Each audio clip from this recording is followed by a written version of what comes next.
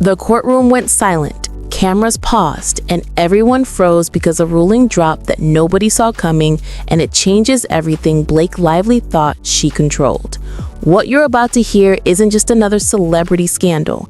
This is a story of power moves, secret timelines, shocking witness moments, and influence games happening behind closed doors. And when the dust settles, you'll see exactly how alliances formed, how narratives were twisted, and why one decision in court could unravel months of planning. Stay with me, because every second that follows will reveal the hidden story that no one expected and the truth behind the chaos. The courtroom fell into an uneasy silence that stretched across every corner and every seat, because nobody expected the ruling that was about to land. And when it did, it changed the entire landscape of the dispute, and Blake Lively was left in a position that she had not anticipated. Because this was not her case. She had no filings here. She was not a plaintiff. She was not a defendant. She was not even called as a witness. And yet somehow she inserted herself into the proceedings as if her presence could shift outcomes, as if her voice could command attention in a room where procedure and timing mattered far more than influence or reputation. And the motion at hand belonged to Stephanie Jones, a separate lawsuit involving a non-party named Katie Case. And the request centered on documents related to websites and communications and leaks and claims that had nothing directly to do with Blake. And yet Blake and her team seized on it as an opportunity to claim that information was being held unfairly, that documents were being protected, and that somehow she had been denied access to a truth that only she could understand. And the lawyers for Katie did not hesitate to respond. They made it clear that Blake had no right to enforce subpoenas in a case she was not a part of, and they refuted the claims of withheld documents as incorrect and baseless. And the courtroom listened, because timing matters, deadlines matter, and no amount of star power can overwrite the structure of law. And as the judge reviewed the motion and the timeline, the result became inevitable. And then the words were spoken and the ruling landed: motion denied completely. And it was not a minor setback. It was a full stop, a legal and procedural block that removed the foundation of one of the most repeated narratives surrounding Blake for months. And in that instant, the ripple effect began, because the claim that information was being hidden or destroyed was no longer sustainable. And what followed after that ruling became a cascade of consequences, because it was never just about a single motion. It was about perception, about who controls information, about who is seen as powerful and who is seen as credible. And the denial exposed a broader reality that attempts to expand a case beyond its scope face real limits. And the attempt to use another person's dispute as leverage fell flat. And the courtroom record showed clearly that the motion had been filed 2 months past the discovery deadline, that the time to act had already passed, and that any claim of being wronged by withheld documents was legally irrelevant. And that simple fact quietly shifted the balance of the story, because now attention was drawn to why the motion had been late, why Blake had inserted herself, and why her narrative depended on something the court had already invalidated. And the loop of tension began, because what was once presented as evidence of wrongdoing became evidence of overreach. And that overreach was visible to everyone present. And as the denial sunk in, the pattern began to emerge. And it was a pattern that would repeat in multiple ways across multiple hearings and multiple filings. And what became clear was that Blake's attempts to assert control over the story were increasingly dependent on claims that lacked documentation, claims that relied on perception rather than record. And the court, as well as the lawyers for other parties, noticed that, because procedure is measured by fact and sequence and delivery and nothing else. And once the ruling was final, the focus inevitably shifted beyond the courtroom to the broader production and the people involved. because legal actions in high-profile projects never exist in isolation. And the same week, the unsealed document began to circulate. And once those details were available, the story expanded to include personal interactions, private meetings, and the presence of multiple high-profile individuals in spaces previously described as neutral or incidental. And suddenly the narrative was no longer a simple motion. It was a timeline, a sequence of events, a chain of decisions and witness observations that placed everyone in context. And as attention grew, the first major revelation emerged. The meeting in the penthouse, where technical production questions were discussed, and the presence of multiple well-known figures, observed a conversation that, at first appeared routine, took on a new meaning because the sequence of exchanges now suggested coordination, strategy, and influence. And in that space, where the conversation was meant to be discreet, the details revealed a level of planning and awareness that previously had not been publicly acknowledged. And the observers listed in the documents indicated that statements made to the press about limited involvement were incomplete because the timeline showed physical presence and active observation. And that is where suspense begins to intensify. Because when the audience sees these gaps between what was said and what actually happened, the narrative loops back on itself, constantly forcing reassessment of every previous assertion and every prior public message. And each clarification only introduces new questions about intention and influence. And then the story moves into production management, because filming schedules, shifts, departures, and returns coincide with the unsealed information, creating a sequence where every action is potentially part of a larger design. And when approvals and creative requests expanded beyond standard scope, the pattern became more visible because the accumulation of actions over time suggested strategy rather than coincidence. And as the public and industry observers began to analyze the timeline, the contrast between outward appearances and documented actions became more pronounced. And simultaneously, lifestyle coverage presented a narrative of calm normalcy, presenting a carefully curated image that contrasted sharply with the intensity of the filings and the production disruptions. And that contrast itself intensified suspense because it pulled attention between two realities: the documented internal sequence and the public-facing perception, creating a loop of tension that keeps eyes on the story. And every subsequent disclosure only reinforced the cycle because each new document or observation created an additional layer that intersected with existing knowledge and forced continual reevaluation. And that is the point at which momentum in the story becomes central, because the perception of control or chaos shifts based on new facts. And once that momentum is visible, the narrative cannot be simplified or ignored.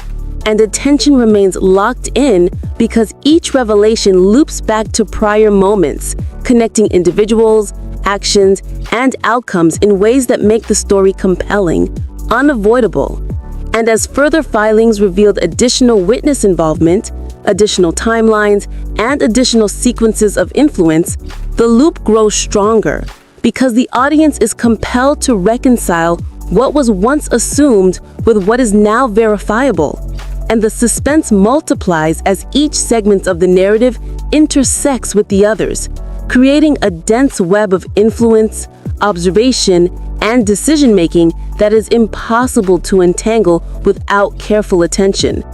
And every attempt to simplify the story for public consumption is met with counter-evidence that circles back, demanding new analysis.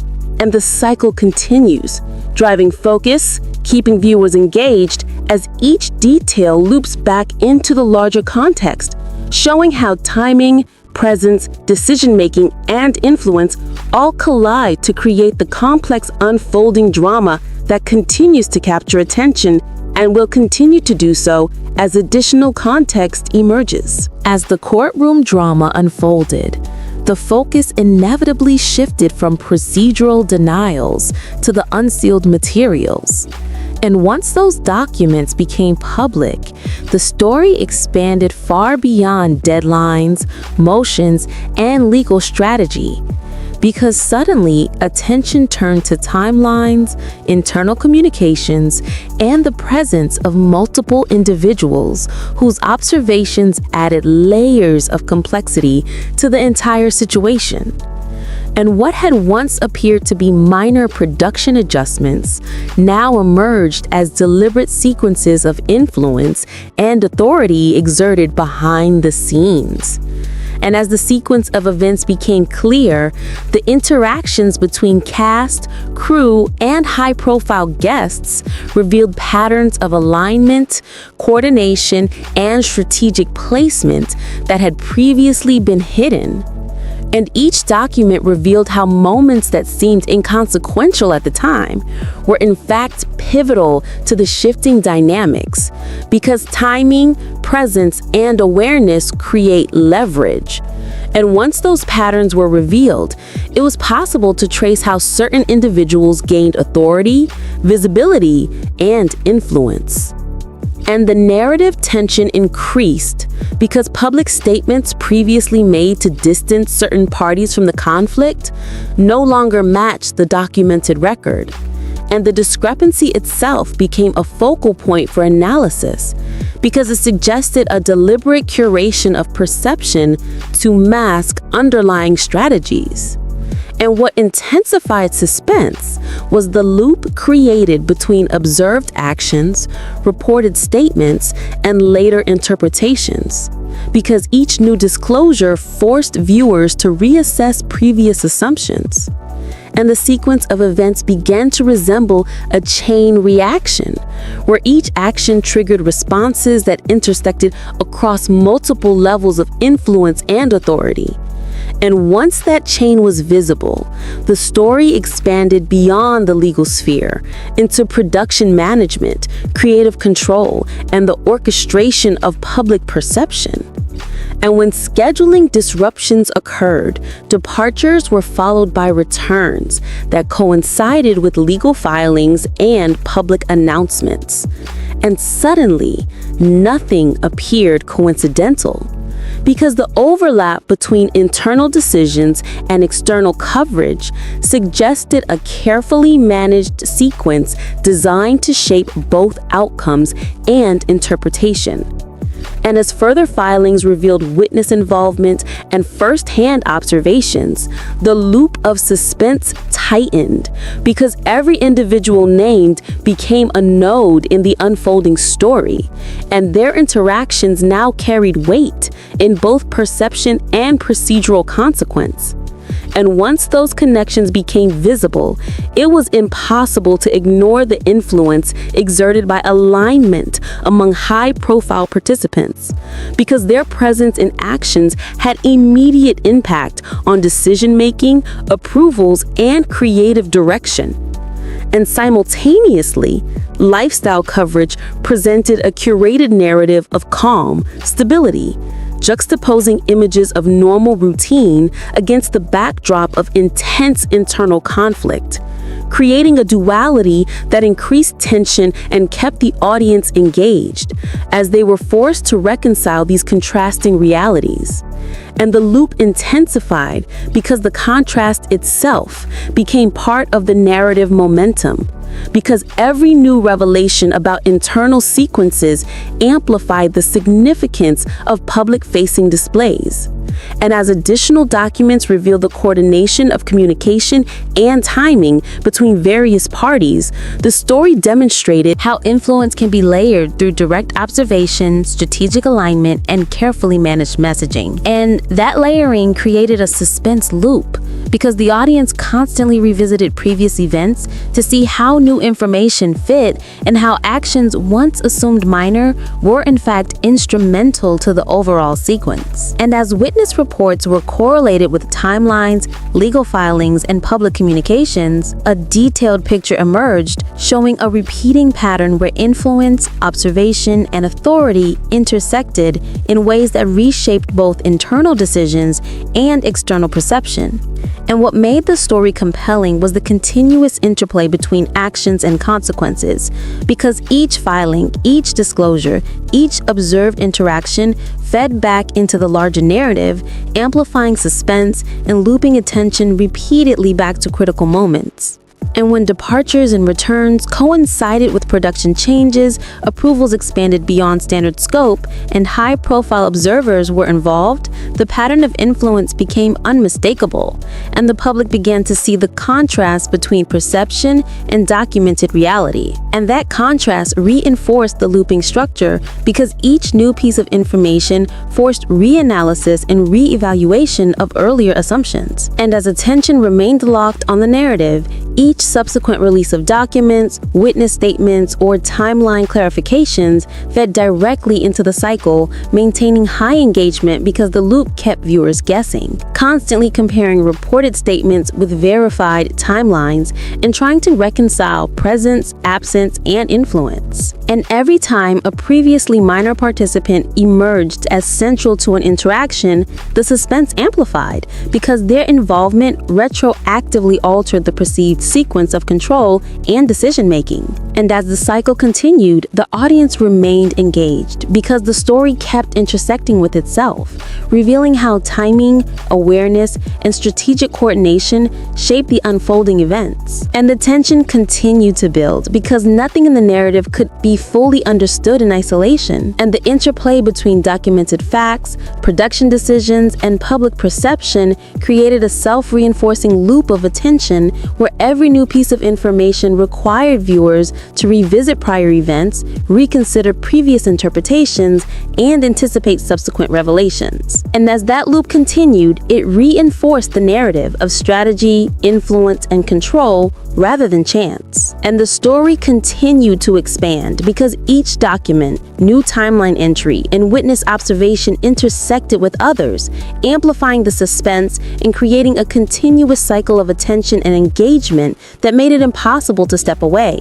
because the audience was drawn deeper and deeper into the unfolding story. And as high-profile participants were repeatedly placed in key moments, the pattern of alignment, coordination, and strategic influence became undeniable, and every revelation about their presence, actions, or responses looped back into the narrative, forcing continuous reassessment. And the audience could not escape the suspense because every disclosure connected to previous events and suggested further developments. And as the story unfolded, the sequence of events, the timing of actions, and the presence of key participants all created a dense network of suspenseful intersections that demanded attention. And every time a new element entered the public record, the loop strengthened because viewers were compelled to integrate the new details with the previously revealed timeline, the previously disclosed actions, and the evolving sequence of influence and control. And that loop became self-sustaining because each connection fed the next interpretation, each observation triggered reconsideration, and each revelation required evaluation within the entire network of events. And as the story continued, the interplay between documented facts and public perception maintained engagement because the audience remained actively processing, reconciling, and anticipating. And the suspense became cumulative because it was layered across multiple spheres: legal, production, personal observation, and public messaging, creating a continuous feedback cycle where attention could not waver. And as additional filings and timelines became available, the pattern of strategic influence, coordination, and observation only became clearer, and the suspense loop intensified because the audience was forced to continuously reconcile the overlapping realities of action, perception, and consequence. The curtain has been pulled back, and the timeline is clear. The documents, the witnesses, the unsealed filings, they all tell the story. Blake Lively's moves, Justin Baldoni's responses, and the web of influence surrounding them.